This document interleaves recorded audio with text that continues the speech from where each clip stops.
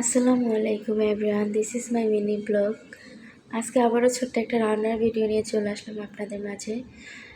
সারাদিন অনেক ব্যস্ত ছিলাম, বাসায় আসার পর রাত হয়ে গেছে, ভাবলাম শর্টকাট কিছু রান্না করে, তাই আমি ট্যাংরা মাছ দিয়ে বেগুন দিয়ে চচ্চড়ি করলাম। মাছটা আমি হাতে মাখিয়ে রান্না করলাম, তারপর সাথে দুটো পটল ভাজি করে নিলাম। কিন্তু আমার রান্না হয়ে গেল, তারপর চলে গেলাম আমি খাওয়ার জন্য। যখন আমি খেতে গেছি তখন আমি তো অবাক যে আল্লাহ, রিজিক এমন একটা জিনিস।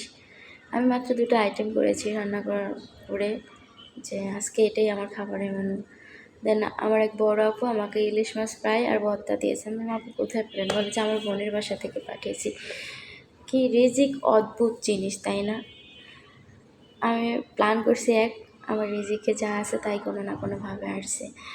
আর আপু আমার এমন একজন কাছের মানুষ যে কখন একটু ভর্তা তৈরি করলো না, আমাকে রেখে খায় না। তা আমিও খুব মজা করে খেলাম, কারণ আজকের খাবার মেনুতে আমার সব পছন্দের খাবার ছিল। সাথে আপু সাজনা দিয়ে ডাল রান্না করেছে। খাবার শেষে